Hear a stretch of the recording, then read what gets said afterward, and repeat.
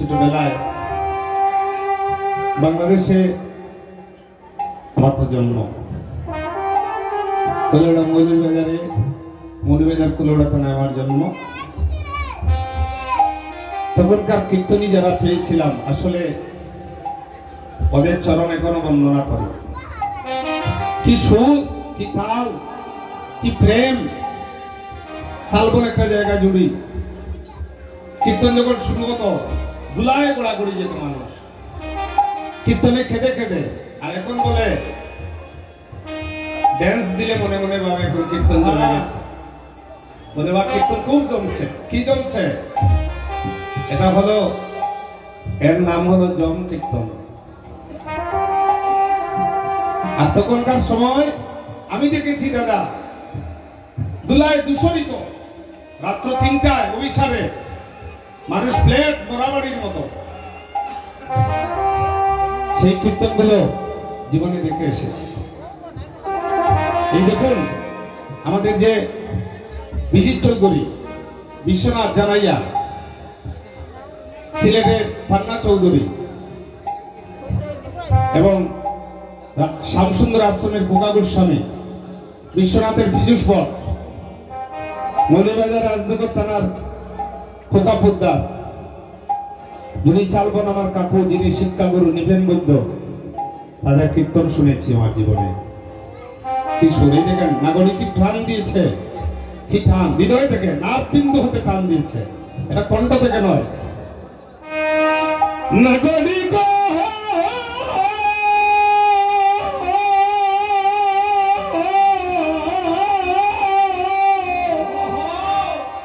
আমি কেন গেলাম শুনো। ধীরে ধীরে বলছে, কেউ যেন শুনে না, কারণ সে তো আপন মানুষ হারিয়ে এসেছে। কেউ যদি শুনে ফেলতে তো তিরস্কার করবে, নিন্দা করবে।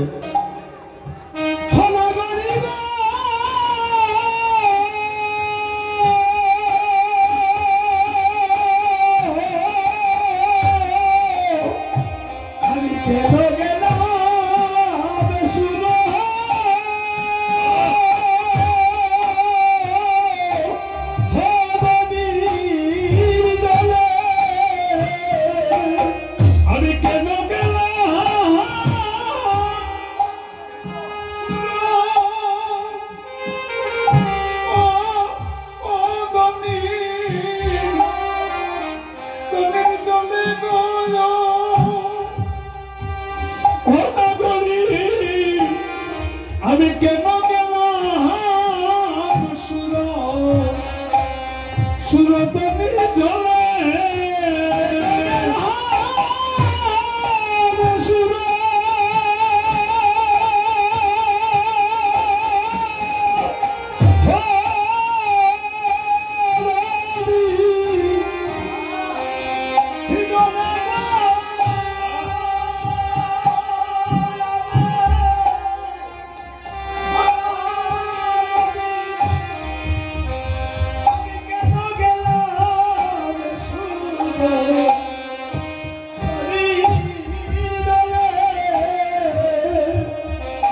আমি সুরতনির জলে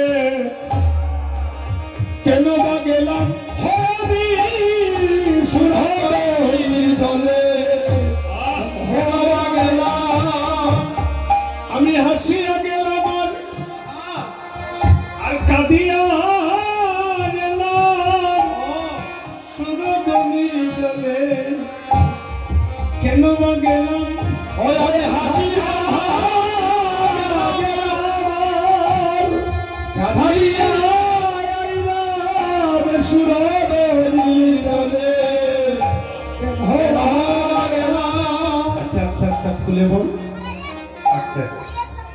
গিয়েছিলে, সেখানে গিয়ে তোর কি হয়েছে খুলে বল।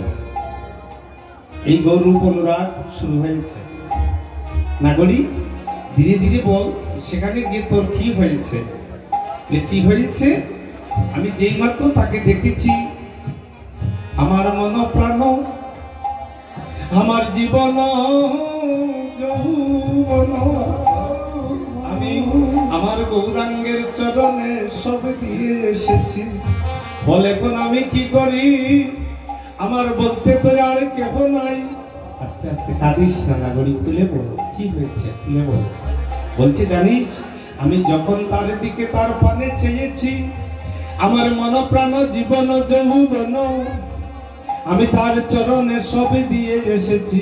কিন্তু নাগরিক রে, গেলাম তো জীবনের শেষ বেলায় গেলাম, ধরি জীবনে আরো কয়েকজন নদী আর নাগরীর কাছ হতে আরো কয়েকটি নয়ন দাঁড় করে নিয়ে আমার সর্বজঙ্গে চক্ষু মেখে যদি নদী আর নাগরীর কাছ থেকে আরো কয়েকটি নয়ন দাঁড় করে নিয়ে যেতাম, আমার যদি অঙ্গে লক্ষ নয়ন থাকতো, আমি গরু দর্শন করতে পারতাম। কিন্তু আমি তো গিয়েছিলাম, কিন্তু সময় থাকতে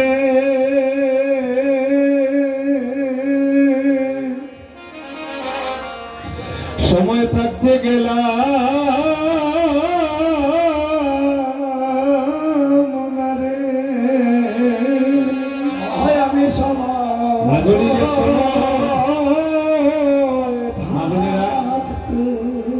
একটা আয়না হাতে নিয়ে দেখুন গো মা, আপনার জীবনের আর বেলা কয়দিন আছে। কিন্তু কি জন্য এসেছিলেন এই ৮০ লক্ষ জনি ভ্রমণ করে মানব কুলে? ৮০ লক্ষ জনি ভ্রমণ করে এত সুন্দর জন্মে এসেছিলেন কেন? যাবার বেলায় কি দম লইয়া যাবেন মা? যেদিন ৪ জনে কাঁধে করে শ্মশান ঘাটে নিয়ে যাবে। আজকে যারা এই অঙ্গনে বসে হরি কথা শুনছেন মা, আপনাদের জীবনের শেষের দিনে হরি দেব নবী আপনাদের নাগরী রে, আমি সময় থাকতে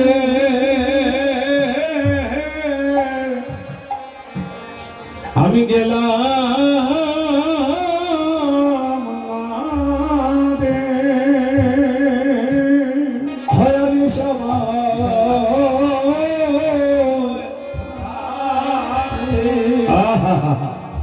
হয় আমি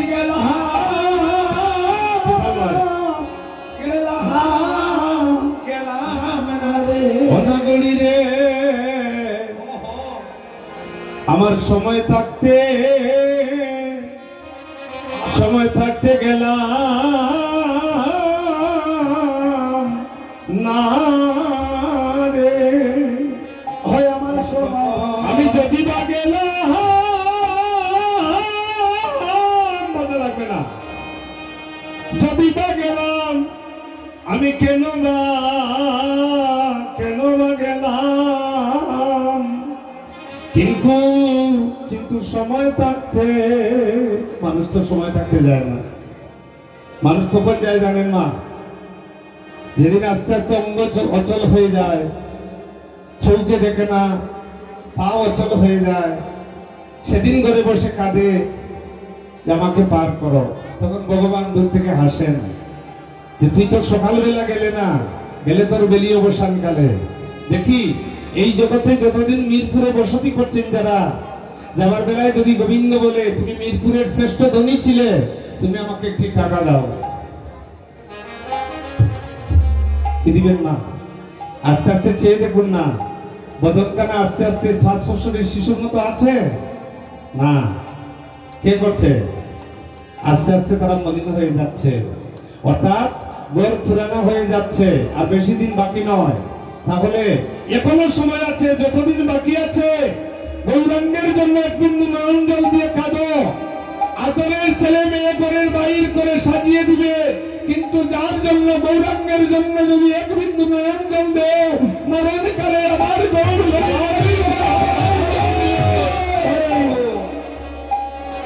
আমি সময় থাকতে আমি গেলাম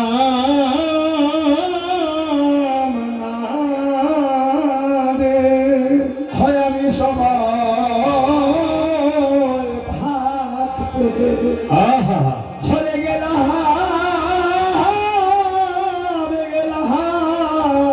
রে, আমি যদিও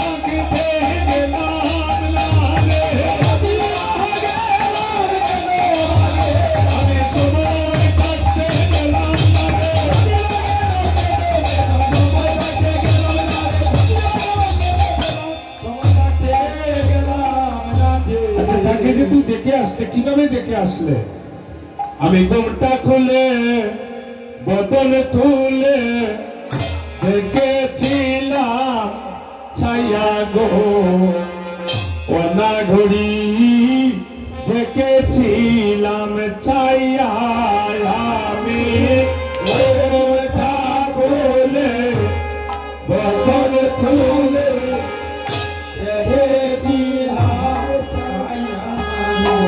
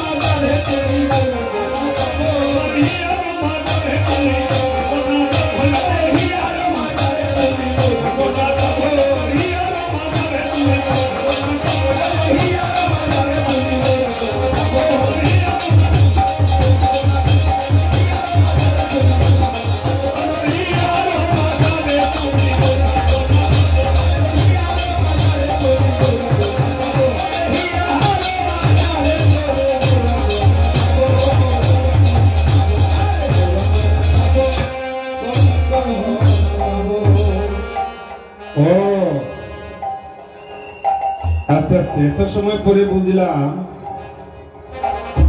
তুই ওই গৌরকে ভালোবেসেছিস। ওই গৌরকে ভালোবাসলে কি হয় জানিস? গৌরকে যারা ভালোবাসে সকালে খাইলে বিকালে খাওয়ার পায় না। গৌরকে যারা মনপ্রাণ দিয়ে ভালোবাসে তারা ভিখারি হয়। আর ওই গৌরকে তুই ভালোবেসেছিস।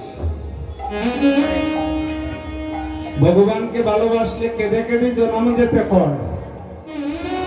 গৌরহরি বলছেন, যদি করে আমার আশ আমি করি নৈরাশ, তবুও যদি করে আস আমি করি তার কুলনাশ। তবুও যদি করে আস আমি করি তার বংশনাশ, তবুও যদি করে আস আমি করি তার সর্বনাশ। তবুও যদি ছাড়ে না পাস আমি হয়ে যাই তার। নাগরী বলছে, তোর পায়ে ধরে বলছি, আস্তে আস্তে পায়ে ধরে বলছি, তুই আমার এমন গৌরকে তুই মন্দ বলিস না। ওই গৌর বদলে কাঁদলে কি হবে জানিস? গৌর বলে কাঁদলে আপনারা যে আজকে যারা এই বহু দূর পথ অতিক্রম করে যারা মা বোনেরা, আপনারা গৌরাঙ্গের কথা শুনছেন, আমার যুবক ভাইরা, আপনাদের শেষের দিনে গৌর কথা শুনলে কি হবে আপনারা জেনে নিন। এই জগতের যত বন্ধু যত বান্ধব এরা সকালে থাকবে বিকালে থাকবে না। আস্তে আস্তে মন দিয়ে শুনো। এই জগতের ভালোবাসা, 100 বার ভালোবাসছেন, একদিন একটা ভালোবাসা কমতি হলে 99% ভালোবাসা ঘুরে চলে যাবে। কিন্তু তাকে ভালোবাসলে কি হবে জানুন? এই জগতে কেউ কাউকে ভালোবাসে না, এটা অভিনয়। ভালোবাসার মানুষ একজন, ওই সেই মানুষকে জানিস না করি, তাকে ভালোবাসলে কি হয় জানবে? শুনবে তুই? আচ্ছা বল বল বল, তোর বউকে ভালোবাসলে কি হবে? গৌরাঙ্গ বলিয়া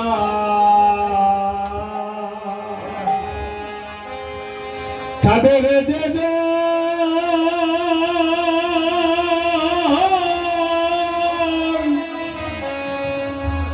আমার গৌরাঙ্গ বলিয়া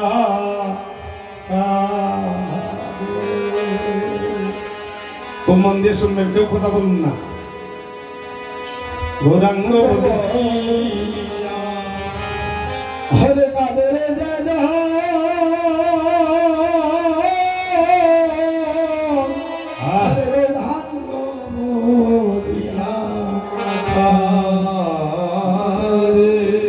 এত সহজে গৌরাঙ্গ বলে নয়নে জল আসবে না। গৌরাঙ্গ বলিয়া নয়নে জল আসলে বুঝতে পারবেন হরিভক্তি বিলাস বলছে আপনার মধ্যে মাত্র ভক্তির বয় জন্মগ্রহণ করেছে। আর গৌরহরি বলে যদি নয়নে জল আসে না, তাহলে বুঝতে পারবেন আপনার দেহের মধ্যে অপরাধ আছে। কারণ শ্যামানন্দ দাস বাবাজি বাংলাদেশে প্রশ্ন করেছিলাম, জিজ্ঞাসা করেছিলাম, বাবাজি নয়নে জল আসে না কেন? বলে গৌরকে ভালোবাসো কতটুকু। এখন যদি দূর থেকে কোনো খবর আসে, আত্মীয় স্বজন কেউ মারা গিয়েছে, দেখবেন কলসি কলসি চোখে জল আসছে, কিন্তু গৌর বলে আসে না কেন? তার দেশে খাচ্ছ, তার দেশে ঘুরছো, তার দেশে ফিরছ, তার বলে নয়নে জল আসে না। তার মানে হইল তুমি আত্মীয় স্বজন এবং তোমার পরিবারের সদস্যের মতো তুমি গৌরকে ভালোবাসতে জানো না। জানিস কি হবে পরিণামে?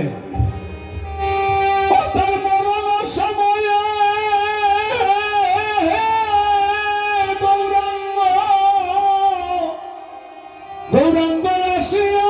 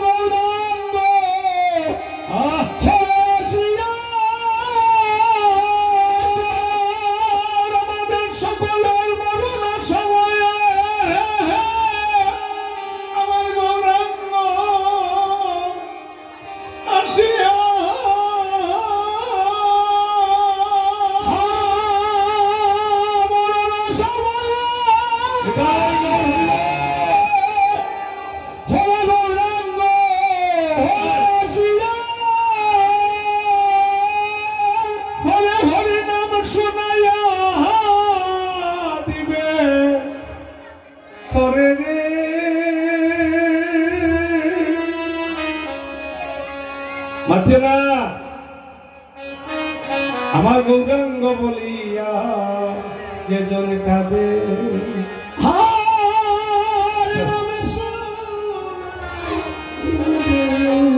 খুব গভীর গান তো। আর যদি কীর্তনে মিরপুর আসি জীবনে আসে, ভগবানে আর আনয়ন করেন, প্রায় 12টা থেকে আসন নেব, কোনো কথা থাকবে না, মাত্র 5 জন ভক্তের প্রয়োজন। এই কথাগুলো শুনলে গৌর বলে কাঁদলে কি হবে? তোমাকে 4 জনে কাঁধে করে বহন করার আগে তোমার মরণকালে শিয়রে বসিয়া আমার গৌর হরি নাম শুনাইয়া দিবে তাদের। তোমার মরণের সময় আমার গৌরাঙ্গ হরে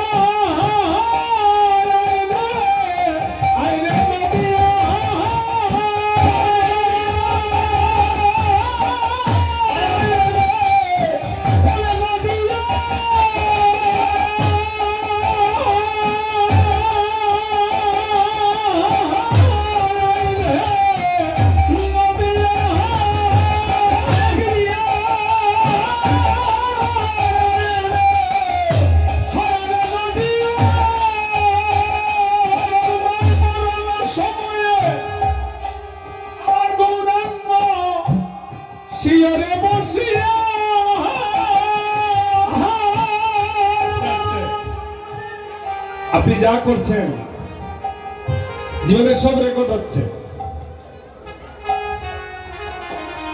আপনি যে আজকে মিরপুর হরিনাম কীর্তনে বসে গৌরাঙ্গের জন্য এক বিন্দু জল দিচ্ছেন, কেউ যদি না দেখে সে দেখছে।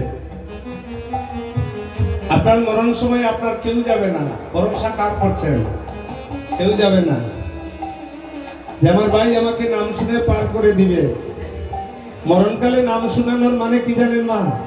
এটা একটা মন বুঝ দেওয়া। সারা জীবন ডাকাতি করো আর মৃত্যুকালে বাড়াটিয়ে মানুষ 2-4 জন রেখে দাও বলে আমার বাবা যখন প্রাণ চটপট করবে তুই নাম শুনে যাবি। সেই সময় নাম শুনবে না, কর্ণবধির হবে।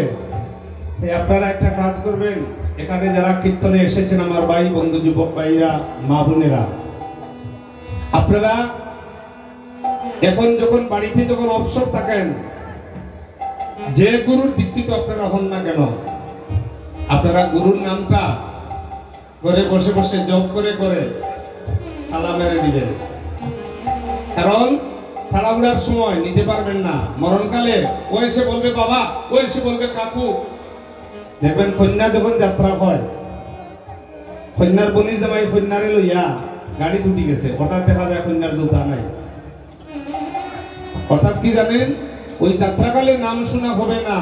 এখন তাকে ঘরে ঘরে বসে বসে ফেসবুক না চালাইয়া, বেশি মোবাইল না দেখিয়া, আপনারা গুরুদেব যে মন্ত্র দিছেন, যে গুরু দীক্ষিত হন আপনারা মন্ত্র দিছেন, ওই মন্ত্রটা মরণকালে যাইবার আগে, নেবার আগে, যখন আমরা প্রাণ যাবে, এই যাইবার আগে আপনারা ভুল করবেন না।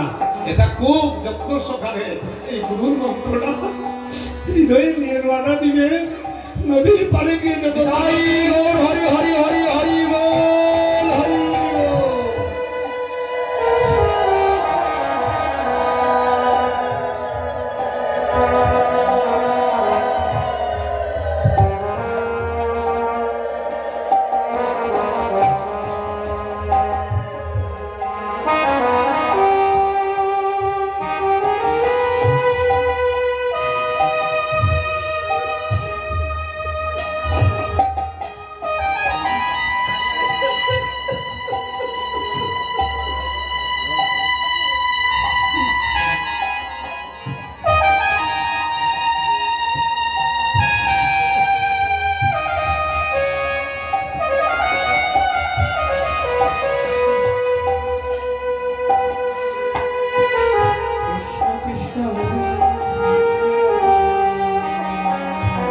জানি না আর কবে মানুষ হব, আর সুসেন বুদ্ধ হয়ে জগতে আসব, না জানি কোন কীট কুলে, না জানি কোন বৃক্ষ কুলে হয়তো আমার জন্ম হতে পারে। বাবা, জীবনে যদি আপনাদের কাছে কোনো ভুল করে থাকি, আপনারা আমাকে ক্ষমা দিবেন।